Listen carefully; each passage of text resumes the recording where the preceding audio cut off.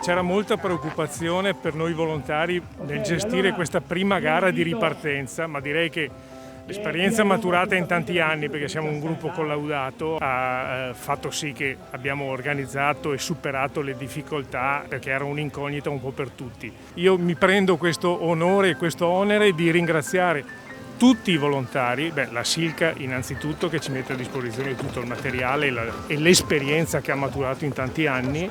Grazie veramente di cuore e alla prossima gara.